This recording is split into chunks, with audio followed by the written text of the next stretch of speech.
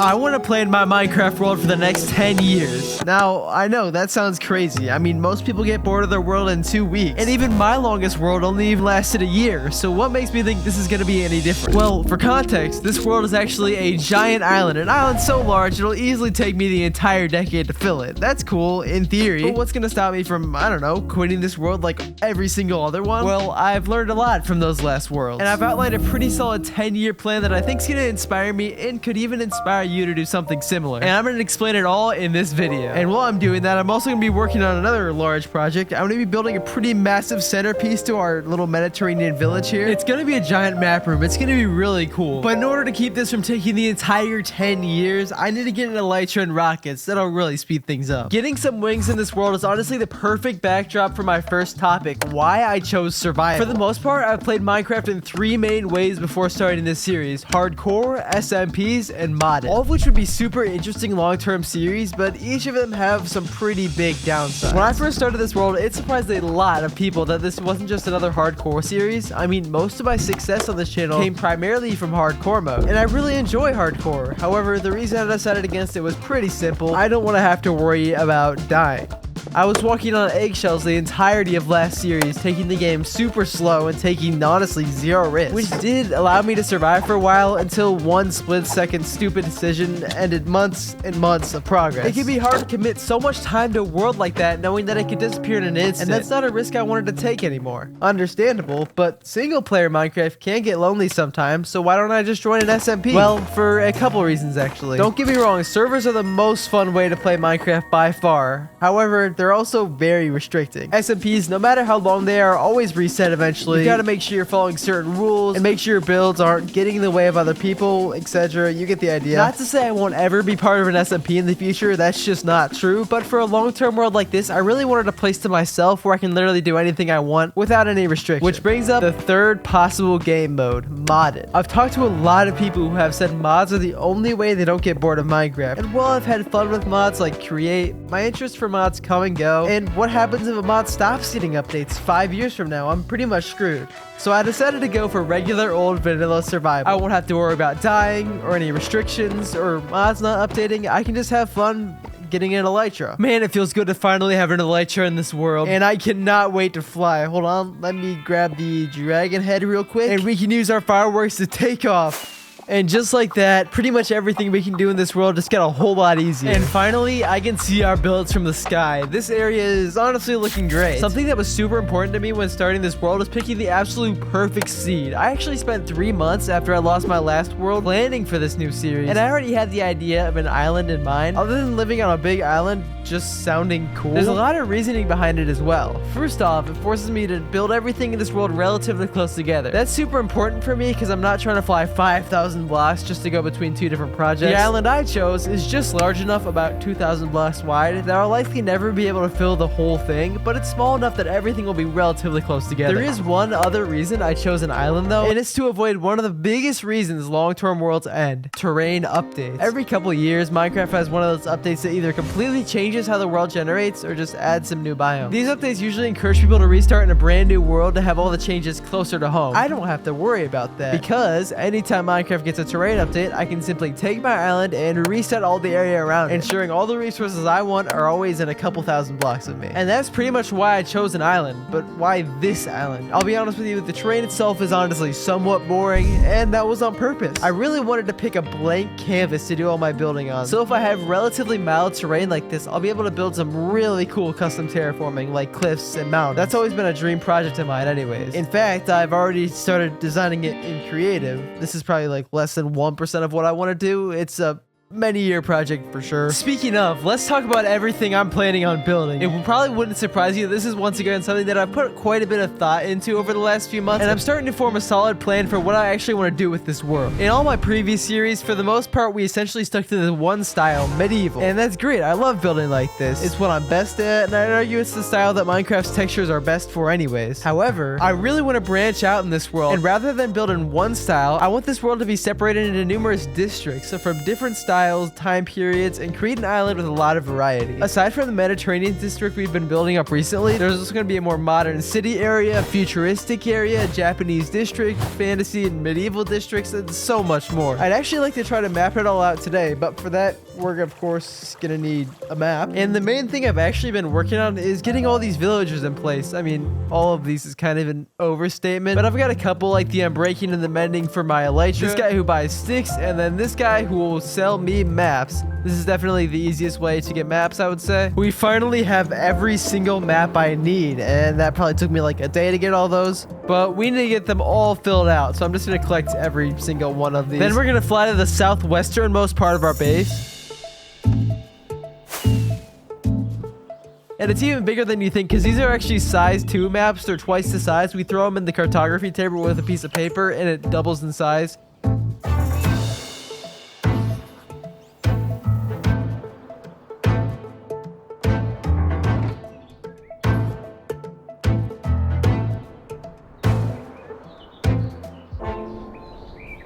This is not an easy project at all, but it's coming out so good. We're about halfway through it. And honestly, I just want to see what this thing looks like when it's done. Especially once we put some sort of domed structure on top, whatever that means.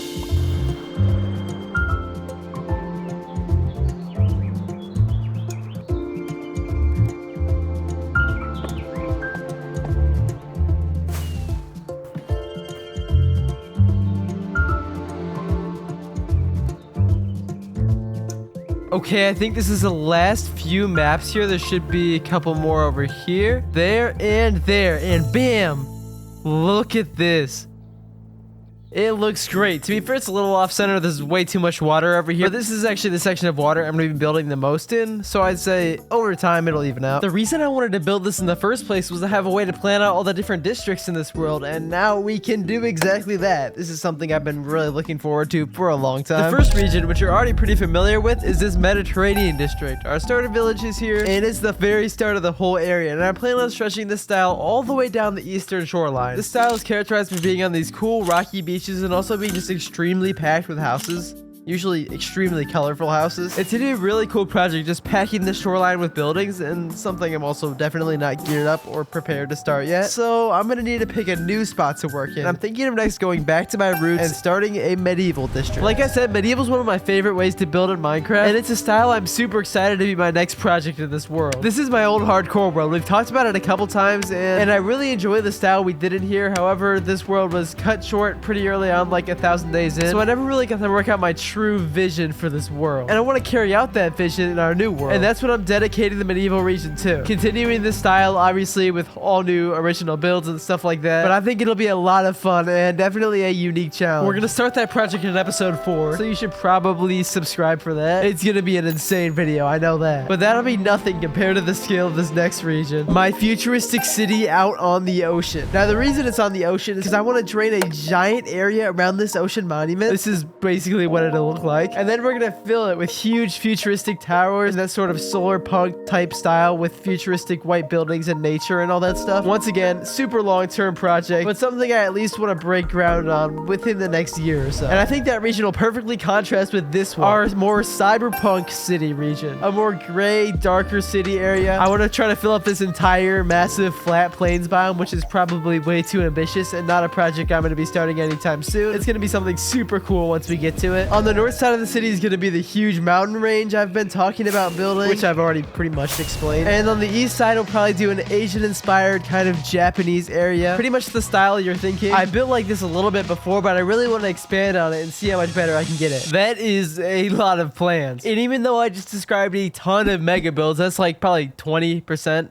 of the entire island. So how the heck am I gonna stay motivated? That's definitely the question I get asked the most. A ton of my comments are people wondering, how can I play Minecraft so much? How can I build so much and not get bored? Well, there's a lot of reasons, actually. And while I'm answering that, we need to build something around that map. The map is out in the open and is probably going to get blown up by a creeper if we don't. I want the build around this map to feel pretty ancient, so we're going to use a combination of stone, tough, deep slate, some darker gray colors. And for the roof, to fit in with the Mediterranean theme we have going on already, I want to mostly use the orange with a little bit of warped wood as well, mixed in there a little bit. Looks like we have some blocks to collect.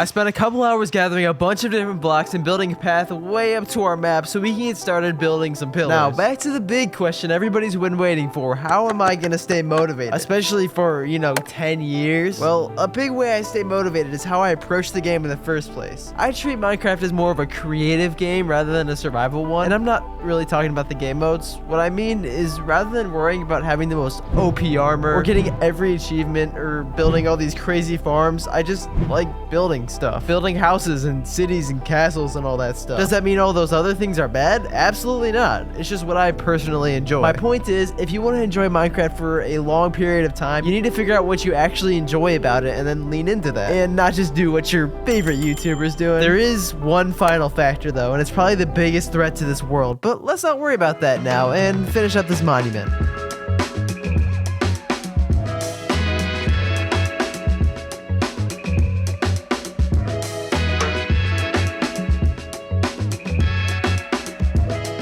This turned out as such a perfect centerpiece for this area. With this big oak tree to the side, not only is the map now somewhat protected, but we also have a great view of the entire area around us, which is perfect. The orange and the blue color work so well together, along with all the smaller details like these flowering plants with the different types of leaves and these cool pots that I made out of terracotta, and of course the big spruce chandelier in the middle, just to give it a little bit of light so the map's not too dark. And we're actually starting to make a tiny little dent in this map. It's gonna take a very long time. Could you imagine one day if this thing is even a little bit filled up? That's gonna look so cool. Let's talk about that final factor, change.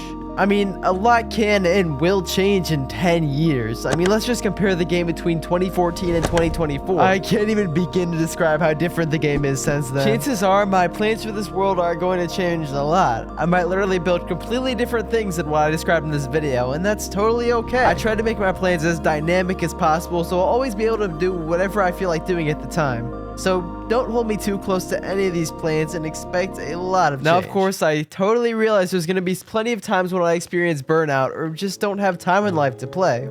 Once again, that's totally fine. Realistically, there's going to be plenty of breaks in this world. Rather, it's because I'm sick of playing in this same world too much and I want to start a new, smaller series. Or maybe I literally don't have any time or motivation to play the game at all. I'll likely be in college in 2 years and I have no idea what creating content will look like by then. That would only even be a problem if my goal for this world was to create the craziest mega builds ever, which, believe it or not, isn't really my goal at all. My goal with this world is simply to have a chill place that I can always come back to. And hopefully it can be the same thing for you. And thanks to YouTube, that essentially gets to be my job. Exactly 5 years ago today, I posted my first ever YouTube video, just doing it for fun, never expecting it to go anywhere. I really enjoy this, and if I get 0 subscribers, I really don't care. And since then, so much has happened. I've grown so much, and the channel is growing faster than ever. I mean, if you look throughout then, my content has changed a ton, and I think I want to use this series as a way to document my continued growth as a creator. And with your support, I hope to keep making these videos long into the future. So thank you. And if you want to support me further and be able to say you've kept up with the series since the start,